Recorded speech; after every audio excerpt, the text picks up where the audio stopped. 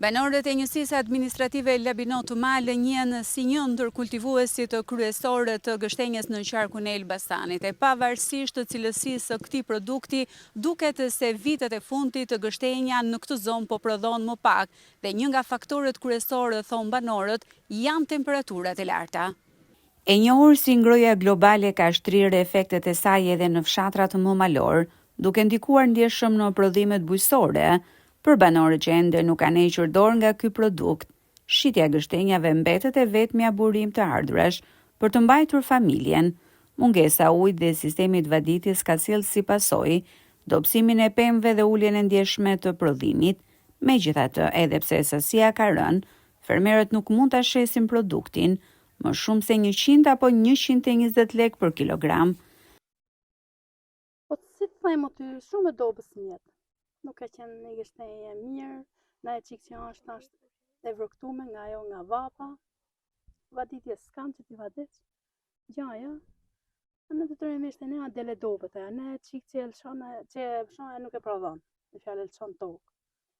Në shumë dobet ka qenë, shumë ashtë, për gjësë muë, dhe ashtu i ashtë qereku, si ka qenë. Këtë me ba.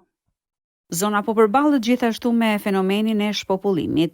Të vetmit që kanë mbetur janë kryesisht banorë të moshës së tretë, të cilët thonë se mungesa e fuqisë punëtore dhe infrastrukturës po e bën gjithnjë më të vështirë tregtimin e këtij produkti cilësor.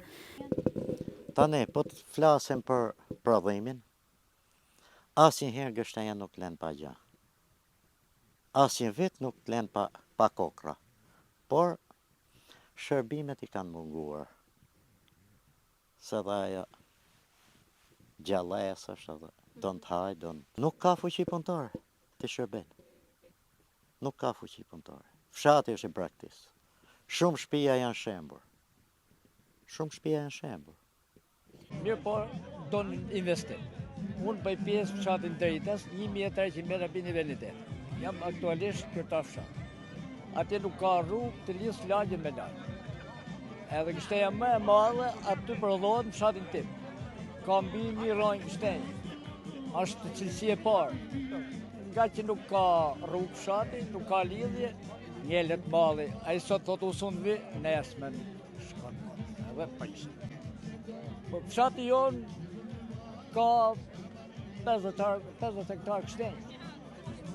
Në fjalë çdo familje kanë na 5 lyme dhe 1 hektar gështenjë. I kam marrë me qera faktike, se unë qëndroj akoma atje, në banoj atje. Edhe kam drejtu dhe se nuk e lej fshatin, po du investim. Tregtarët që grumbullojnë gështenjat i eksportojnë ato në tregjet europiane, kryesisht për përpunim industrial. I çojmë në Francë, e çojmë për industri,